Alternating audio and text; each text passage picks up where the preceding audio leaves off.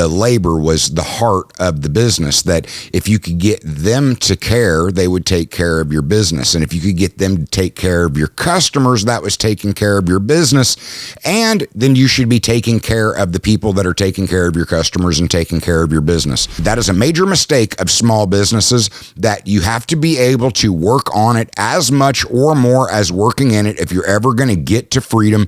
And part of that is working on the actual culture itself and surrounding yourself with people that resonate with that culture. You move into the $10 million mark, okay, you can experience a higher level of freedom because you have more money to actually go out and maybe buy a little bit more lavish things. You move into $100 million and there's pretty much not anything that you cannot offer yourself with that money. Well, to go from 100 million to $1 billion, like nothing really changes. I feel the need to get into this by saying that, I mean, like, part of the reason that I do this, or that I'm trying to put together these podcasts, is because, like, I want to empower and help small business win. Because in the last 17 years, I've made a lot of mistakes and I've learned a lot of lessons when it comes to what it takes to compete and win in the small business space. Yeah, it's one of those where I knew what I wanted to do.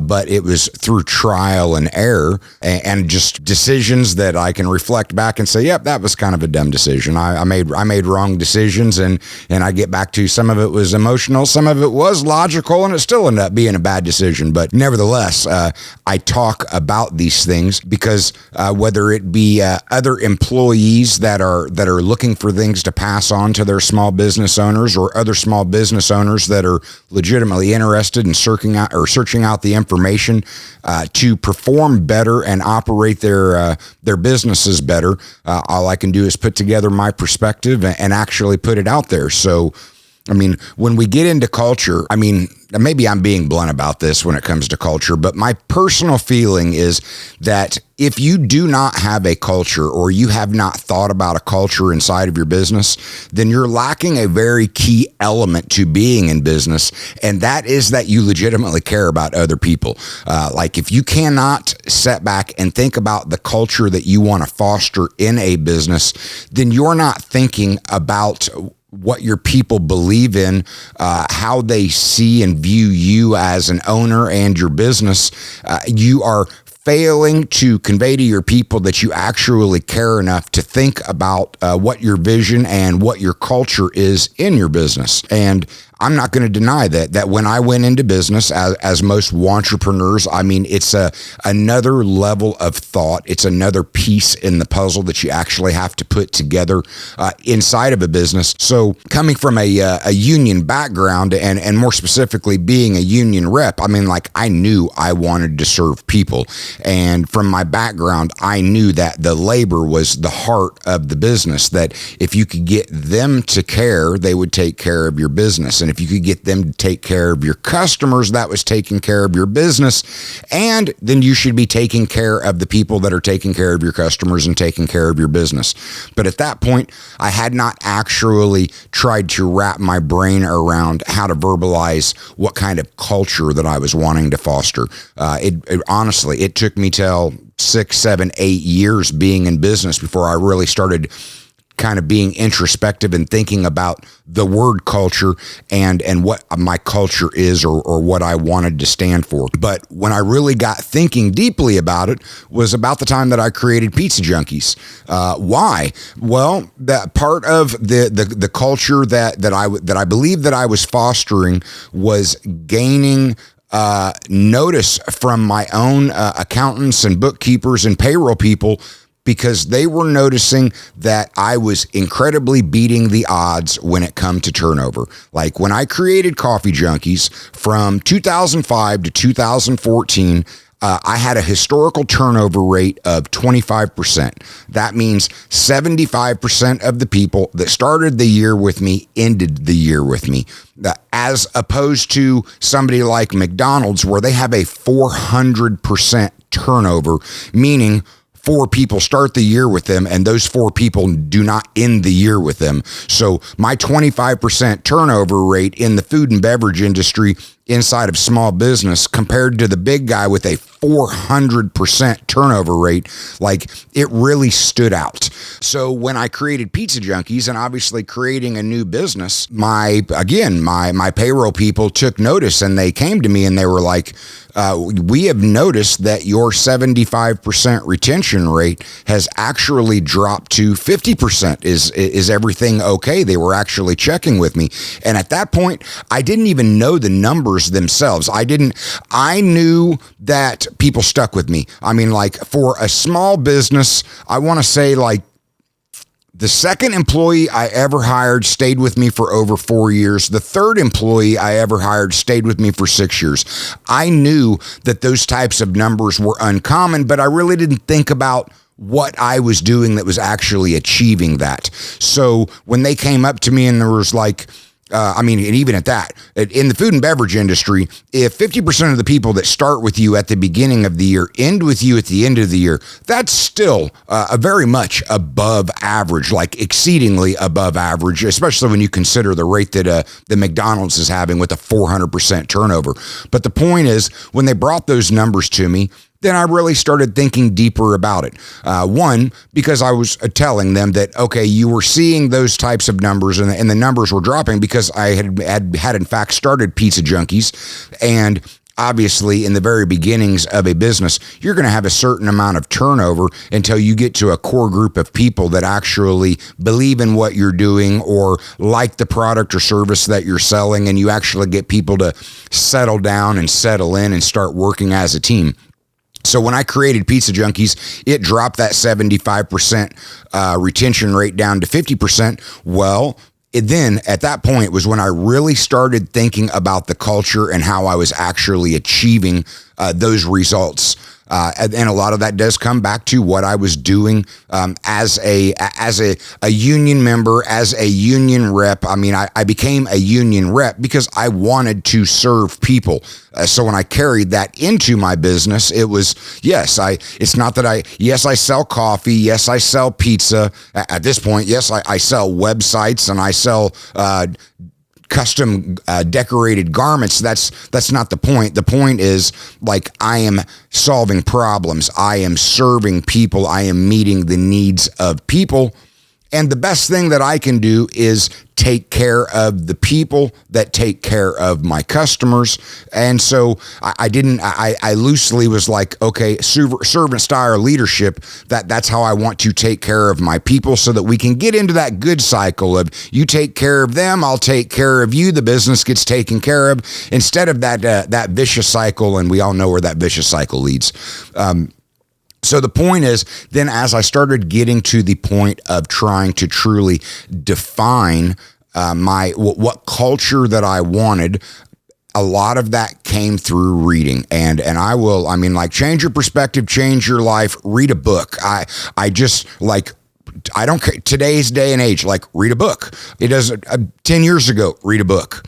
20 years ago, read a book. 30 years ago, read a book. 40 years ago, okay, well, we're starting to get 40 to 50 years. Your only choice was to read a book. But still today, the reading has allowed me to hear other people's thoughts. It's allowed me to verbalize more of my own thoughts so that I truly could come up to the culture of what I was trying to install into my organization and trying to dissect how I actually got those low turnover rates in an industry with such high turnover. And the conclusion that I came to was that I was trying to install and operate in a hybrid culture. And what do I mean by a hybrid culture? Well, to me, you can have multiple different cultures, but a lot of them will generally fit into a family culture or a team culture.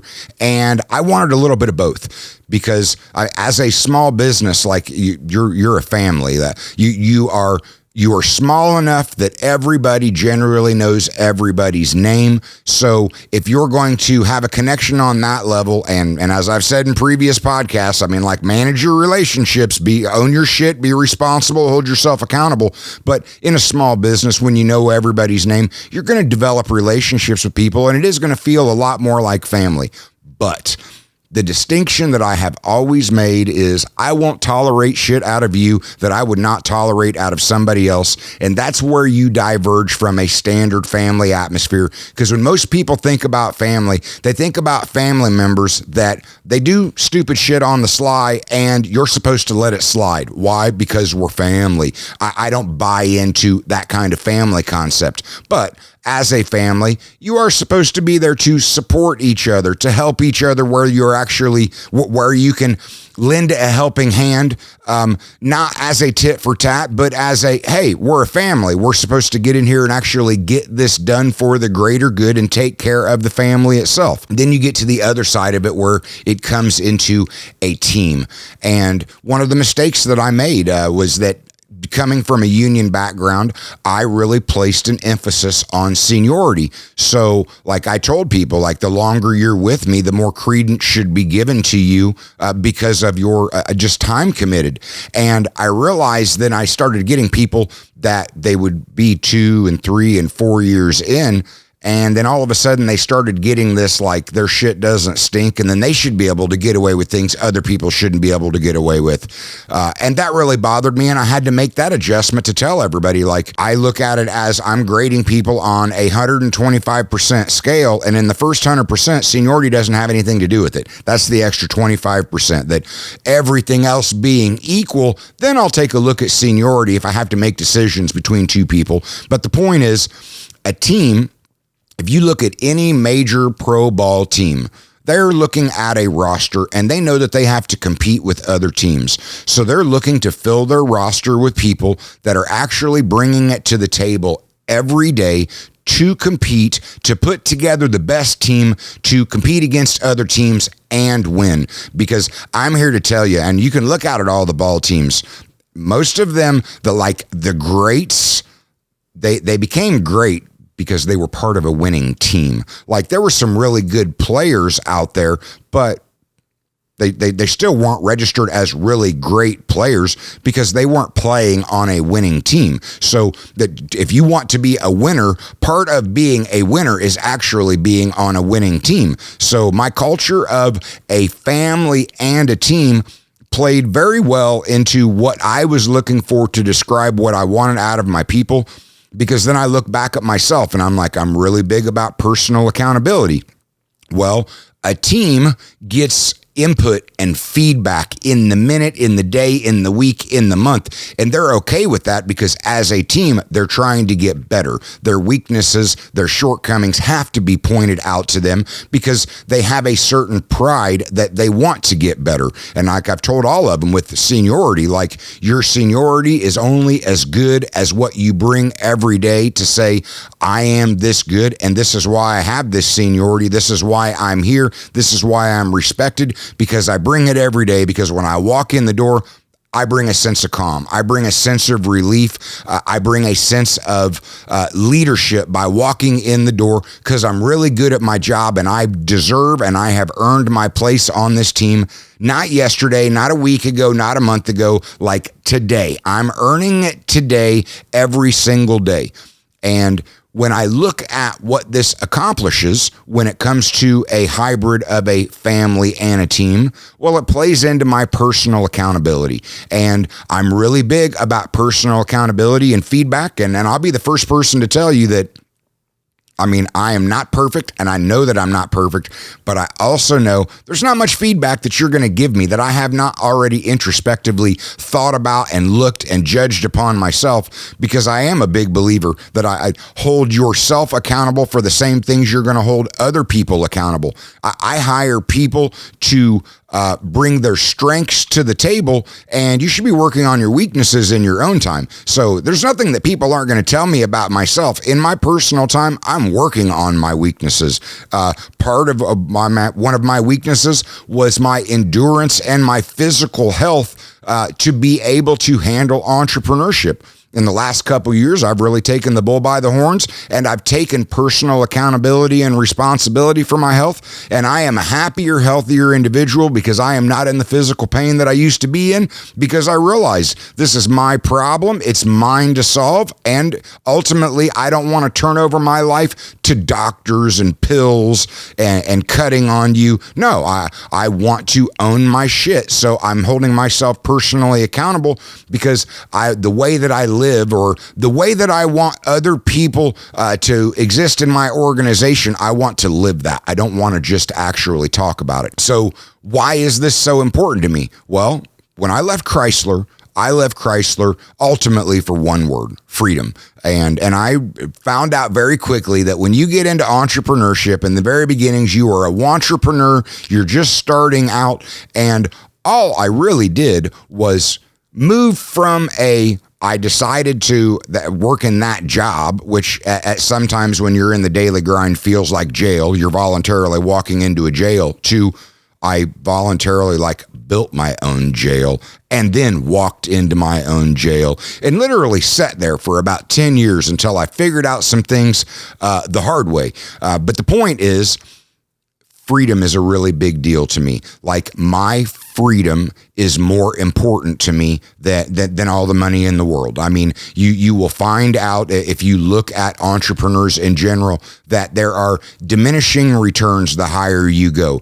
When you start reaching $1 million in revenue, you can start to develop, as long as you've developed your systems correctly, a certain sense of freedom. You move into the $10 million mark, okay, you can experience a higher level of freedom because you have more money to actually go out and maybe buy a little bit more lavish things. You move into $100 million, and there's pretty much not anything that you cannot offer yourself with that money. Well, to go from 100 million to $1 billion, nothing really changes. When I look out at the greats out there, the guy that's got 100 million is able to provide virtually the same type of life as the guy that's got $1 billion. So the point is, there are diminishing returns, and it turns into just a scorecard. And there's nothing wrong with that, because you got to find some way to actually stoke that healthy competition. But what I'm getting at is that if you do it correctly, you get to that level of freedom, and then you got to decide about how ambitious are you and just how far do you want to go down that rabbit hole of growth. But what was most important to me was freedom. So if I have a culture and I have people in my culture that resonate with a culture of family and team, and they understand what it means to be in this family, and they understand what it means to be a part of this team, generally speaking, they're going to be self-starters. They're going to be highly motivated individuals. Great, because that plays right into what I value most, my freedom. I do not want to have to micromanage people. I think micromanaging is very unhealthy. It's negative. It sucks when you have to micromanage an employee. It is very draining. Nothing good comes out of it. It is not a good work environment. And part of the marrying and the matching is that this is my culture. Well, when I hire people, I'm looking for people that resonate with that culture, because if they resonate with that culture, high likelihood is it's going to be a light touch when it comes to having to manage them, because they're willing to improve every day, because they get that feedback. They find out where their shortcomings are. They turn them into their strengths. They get better and better. And the better they are, the less managed they need to be. The less managed they need to be, the more freedom I have to literally work on the business, not work in the business, which is that downfall, or that I was stuck in that the first 10 years. I did way too much working in it and not enough working on it. And that is a major mistake of small businesses, that you have to be able to work on it as much or more as working in it if you're ever going to get to freedom. And part of that is working on the actual culture itself and surrounding yourself with people that resonate with that culture.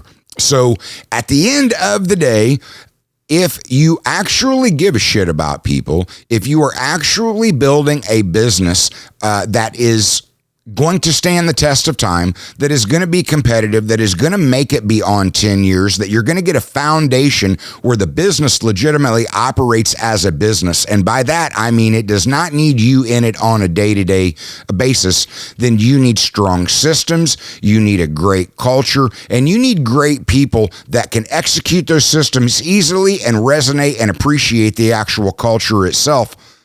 And then you can work towards actually having a business and ultimately having the freedom that I think everybody in entrepreneurship actually, I think that that's what they got in it for. They wanted that freedom. And the question is, the decisions you make on the opportunities you take up on, what industry did you get in? Because there are certain industries that are just simply more profitable than other industries. There are certain industries that are just simply more scalable than other industries.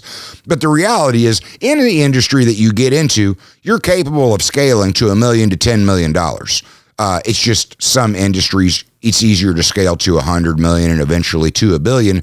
But I'm just here to tell you, from all of my research, from all of the books that I've read, from all of the greats that I've researched, it is heavily diminishing returns, and it's nothing more than a scorecard when you actually start getting up into that level. And the extra things that you're able to pay for, experience at that level, it really is that it's there's not much of a difference. It just comes down to how exhilarating do you find being in business, because you've got lifestyle businesses that operate in that $1 million to $10 million range, and it's providing the life the entrepreneur wants to live. And then you've got major scaling businesses that are literally scaling to outlive you and to serve an even greater, bigger purpose of continually developing jobs, being a leader in an industry, and continually growing and rising and being up for that next new challenge. And those are all decisions that an entrepreneur has to make. But the reality is, we're all seeking that freedom. And if you're going to seek that freedom, you got to pay attention to your systems. And sooner or later, you really have to nail down your culture so that you can find the people that resonate with that culture. Because ultimately, to scale to $1 million to $10 million or beyond, you're going to have to scale with people, and the type of culture you bring into your organization, it's going to matter to the people that are there. It's just a question of who are the people, do they resonate with it, and are they willing to follow you into battle? And I can be the first to tell you that that I have had turnover, and I have lost some really good ones over time.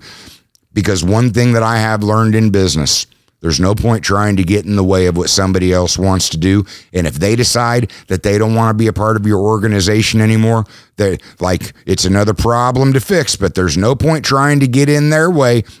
Because even if you do stop them from walking away, it's only a matter of time. If you've got an employee that is done, that they've decided that they're going to go another direction, okay, well, then you just need to find another way to solve the problem. Not all people stay with you for the duration. They stay with you for a time, but when they stay with you for a time, it's because they resonate with your vision, it's because they resonate with your culture, and that's why they stay with you for the duration that they stay with you.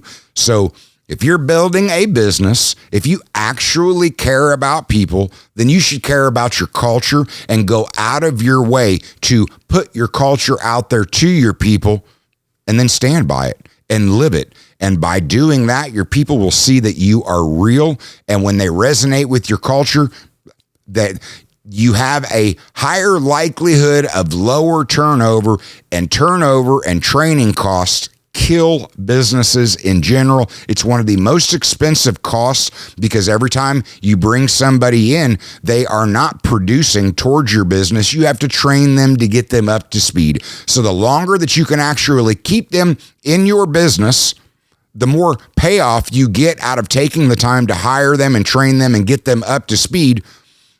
And the more that they resonate with your vision and the more they resonate with your culture, the longer they'll actually stick around, and the more help you are getting of achieving your own goals and building your business to the size you're looking to build it. Okay.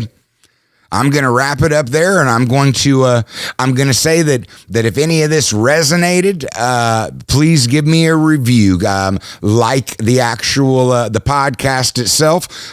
If you know somebody that needs to hear this, share the podcast, please. That's I'm trying to get the word out there, because at the end of it, after 17 years, I'm trying to make sure that I'm putting out those lessons that took me a good clip of time to learn and be able to verbalize, to put out there, in hopes that I can help other small businesses compete, succeed, and survive in the world of entrepreneurship. So, all right, you guys have a good night. Until next time, have a good one.